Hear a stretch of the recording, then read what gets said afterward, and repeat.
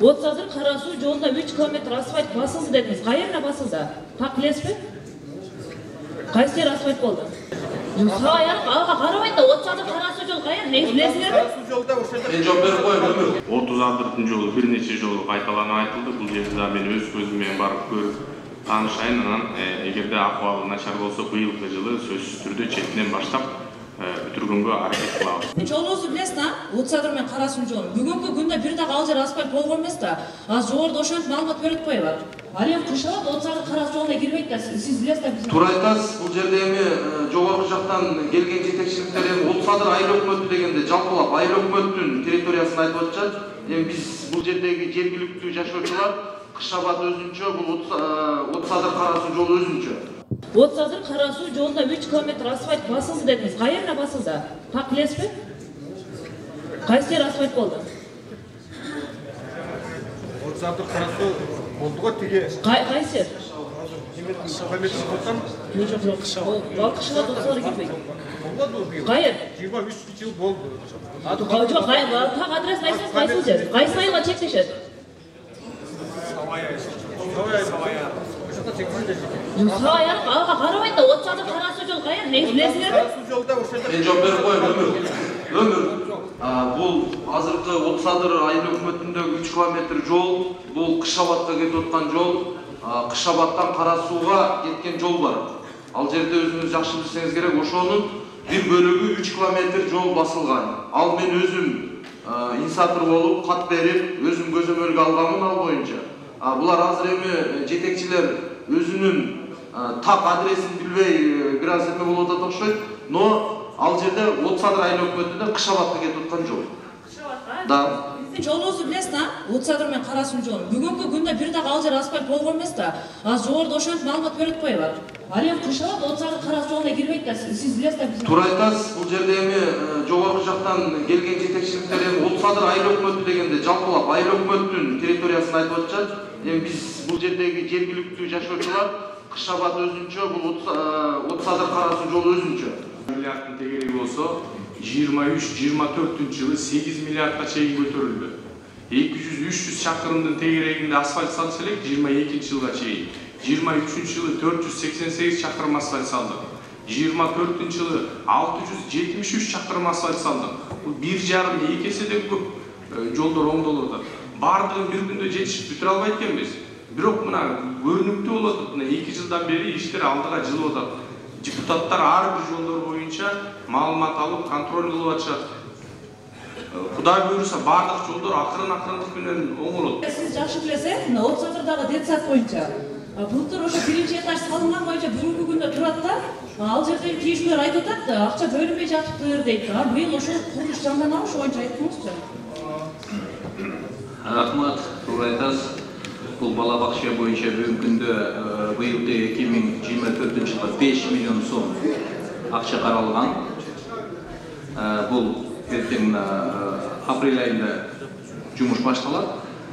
Жылдын аягына чейин дагы кошумча биз акча кошуп беребиз. Быйыл толугу менен бүтүрүшкө биз аракет кылабыз, бирок мен ойлойм 2025 жылы биз тапшырабыз. 25 жылга бүтөт, бүтүрөбүз. Менин айта турган негизги суроомду жана мен алдымда чыккан айым айтып койду. Мен дагы ошол сиздер азыр айттыңыз. Биринчи жол боюнча баягы приоритеттүү багыттарды сандайбыз деп атасыздар. Биринчи өзүңүздөр айтканда республикалык маанидеги, облустук, райондук, жергиликтүү маанидеги жолдор деп атасыздар. Биздин ушул жол Кара Суу 30 жолу менимче же облустук маанидеги эң бери дегенде райондук маанидеги жол да. Ана сиздер жергиликтүү маанидеги азыр айтканыңызда 36,5 километр жол асфальтталды деп атасыздар. Ал жергиликтүү маанидеги айылдардын арасындагы жолдор болот. Мүмкүнчүлүк болсо аны кыла берсин, бирок приоритетти койгондо биринчи элдин көп каттаган чоң жолдорду алыш керек да. Сиздер берип кеткен сунуштардын баардыгы тең мына жылдын ичинде бизде практикада каралат. Мына Данияр Эрмекович жакшы билет. Бюджеттин өзгөртүүлөрү каралат. Ошол өзгөртүүлөр каралганда сөзсүз түрдө ушу сиздер айтып кеткен жолдорду приоритет кылып карайбыз. Мен дагы өзүм мына бүгүн бул жыйындан чыккандан кийин ушул жогоруда айтылган жолдорго жетишинче барып карап өзүм дагы таанышып кеткенге аракет кылам. Бул жерден айтылды, Кара Суу Ташарык жолу 2 жаран суроо берди. Бул жолдун абалы боюнча дагы бул жолду дагы приоритетке алабыз. Андан сырткары 30 жолу бир нече жолу кайталанып айтылды. Бул жерде да мен өз көзүм менен барып көрүп таанышайын. Анан эгерде акыбалы начар болсо быйылкы жылы сөзсүз түрдө четинен баштап бүтүргөнгө аракет кылабыз. Айыл чарба министрине бир сурообуз бар да. Мына Кара Суу району боюнча өзү айыл чарба иштебей атат да. Бүгүнкү күндө Жош айыл өкмөтүнө 2 ишкана бар, Коску менен ГСУ деген. Ушул 2 ишкана эмне иш аткарат? Ушул негизи эч ким түшүндүрүп бере албай атат да бул. 2-3 жылдан бери.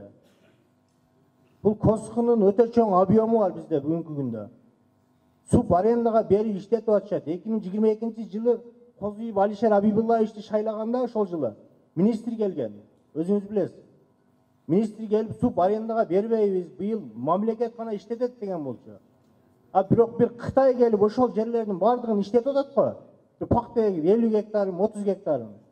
Буну кандай түшүнсө болот? Эмне негизинде берди? Ошонча ким маалымат берет? Карапайым элге бербейсиздер. Одон сырткары ГСУ деген бир ишкана бар. Келгенде 1 гектар, 2 гектар жер менен келген, бүгүн 72 гектар жерде элеп отурат. 22 жылы отчет берип атат. 72 гектар жерден 1.400.000 план алдык деп. Аны дыйкандар 10 гектардан алат да бүгүнкү күндө. 72 гектарды элеген 1.400.000 алды деген бул уят. Одан сырткары бүгүнкү күндө дагы департамент деген 3-чү бир күч пайда болду дагы. Жош айыл өкмөтүнүн айтайын мен премьерге. ТУПС'тин жерлерин 50% акционун департаменти алып атат дагы, 10 адам жерин алып туруп, бир Баймановго берип атат да. 40 миңден ошону ТУПС'ти акционго айыл өкмөтүнүн балансына коюп койсо, ошол өткөрсө 30 миң, 20 миңден утуп алып атышат. Бүгүнкү күндө департамент 17 миңден баа коюп туруп берип атат. Мунун эмнеси пайда бюджетке мисалы? Биздин көйгөй жер боюнча, основной жер боюнча да, эми жанагы сүйлөгөн бала биз кол чаптык го, эми туура айтты. Бир адамга 150-200 гектар бергенден көрө мына дыйкандарга азаздан бөлүп берсе, ошону дагы акчасын төлөбөй, мына Данияр Төлөнүпкө кайрылып жүрүп акчаны төлөттүрдүк. Негизин алганда бул департаменттин иши, туурубу? Департамент өзү берди, өзү төлөтүш керек. Мен билбеймин деп мына Улук Кадыровпу ошол. Болду, иштебей, болбосо өкмөткө бергиле да. 400 гектарга жакын жери бар, бирок конкреттүү үрөнү жок. Же болбосо элдерге субсидия кылып туруп берилген үрөнү жок. Булар жөнөкөй гана киоск болуп отурган. Анысы аныкталган, туура. Бирок булар сөз берген, мындан бул жагына толук кандуу мурдагы тартипте мыйзамда кандай жазылган болсо ошол боюнча иш алып барабыз деп сөз беришкен. Ал эми бүгүнкү күндө кандай болуп атат? Менин кеңири маалыматым жок экен.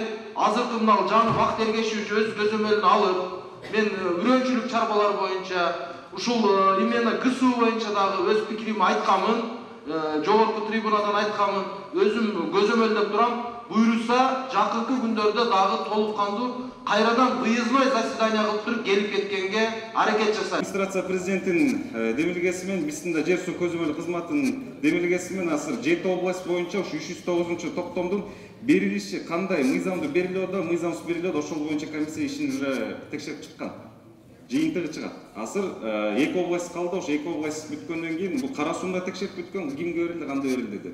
Жакын арада угасыңар да. Ошон үчүн кимди мындай жекече кайсы субъектке туура эмес берилди деген факттар болсо, бек калса, силер менен жазып алышып, силер даже регистрацияда кыласыз, онлайн регистрация кылып берем, ошону силер да контролдойсуңар да. Ошон үчүн факттар көмөтсек. Мисалы, маалымат жалпылап айтканда ар бир субъект боюнча сураныш өтүнүч силерден. Анан экинчи этап боюнча, урматтуу коллегалар, 309 боюнча бул азык-түлүк коопсуздугун сактоо боюнча деген сөздүн баарыңыздар эле угуп келатасың 21-жылдан бери, декабрь айынан бери. Ошон үчүн мен силерге бир кыскача айтып коеюн. 309 өзүлөр силердин сунушуңардын негизинде башында билесиңер, 75-25% менен бөлүнгөн. 75 айыл чарба министрлиги өтсүн, 25 айыл өкмөттө калсын деген. Силер анан кийин сунуштарды бергенсиңер, именно 50-50 кылып бергиле деп. Аны 50-50 болуп бөлүндү. Силердин сунуштардын негизинде, биз силердин сунуштардын негизинде өзгөртүү киргизип атабыз да, ошон үчүн айттым. Мен жалпылап айтып атам.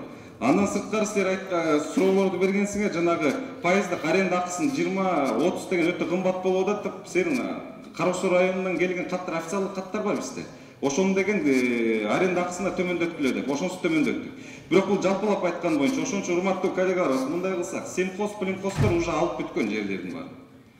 өзүңөр билесиңер. Азыр эң негизги багыт кандай болот, алар кандай иштейт, асыл тукум малды чыгарып атабы, жакшы сапаттуу үрөн чыгарып атабы, ал экинчи маселе. Ал боюнча деген башка комиссия иштейт. Силерге сунуштар берем, ушу комиссияны текшерип бергиле деп. Ал жагында карайбыз. Бияктан дагы эжекебиз да айтып кетпеди, ушу симхоз боюнча аны да карайбыз. Ошон үчүн урматтуу коллегалар, азыр эмне болуп атат? Азыр күзгүгө биз даярданып атабыз. Эмнени даярдап атабыз? Силер деген жанагы кооператив деп азыр сөз чыкпады. Бияктан дагы байкелер да айтты, ушу кооператив деп атасың, кооперативге жер ала албай дабыз, анан 3 жылдык мөөнөтү бар деп дагы суроолор да бар. Ачыгда сөйлөшөбүз, жалпак тил менен, юридикалык тил менен эмес да, урматтуу коллегалар. Ошон үчүн мындай кылабыз. Азыр кандай болуп атат? Силердин ар бирөөңөрдүн өзүңөрдүн үлүш жерлериңер бар. Эки этапта бөлүнүп, үлүш жерлериңер да бар. Буга чейин алган 50 сотук бир гектар айырмасы жок. Азыр кандай кылып атабыз? Бактар эгешинин тапшырмасына ылайык, азыр ошол үлүш жерлери дагы өзүнчө биригип, мисал катары айтып атам силергечи, ошондой программаны иштеп атабыз. Азыр күзгүгө даярдайбыз. Ошол жана үлүш жерлер бириксе, биз ФПСтин жеринен дагы, жалпактын ФПС деп бол, ГФСтин жеринен дагы силерге жер берилип, андан сыртка жана капель нарушениеден бар эмес, тамчылатуу сугаруу боюнча. Ошону дагы жеңилдеткен жана лизинг деп айтылып атат, бирок силер ачык айтканда банктан ала албай атасыңар. Бирок ошол программаны алганда күзгү ошону даярдап атабыз. Ошону кыскача айтканда силер бириксеңер кооператив болуп, үлүш жерлериңер дагы бар, биригесиңер дагы, тамчылатуу сугаруу жолундагы жана башкадан техника лизинг алуу боюнча дагы ошону жеңилдетип күзгүгө даярдап атабыз. Күздүн уже силерге уже презентация кылыш үчүн. Бул жакта деген ошондой 5 тармак менен кетет.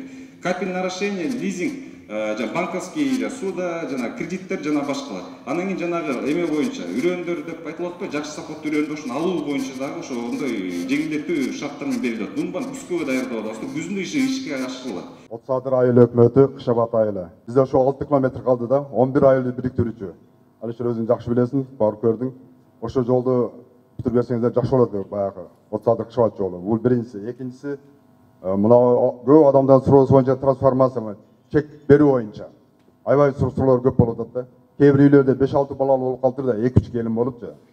Анан үчүнчү эмнебиз, биз мына Кышабатта биздин мектебибиз өтө капиталдык ремонтко муктаж болуп турат. Биздин депутат Нурбек Кариевич ушуну талашып тартышып атып, бир 7 километрди бүтүрүп коеюн десе болбодуңуздар да. Мен ушунан азыр эки нерсени негиздеп туруп мен суранам да. Биринчиси, бюджет комитетинин төрагасы өзүбүздүн боло турбайбы?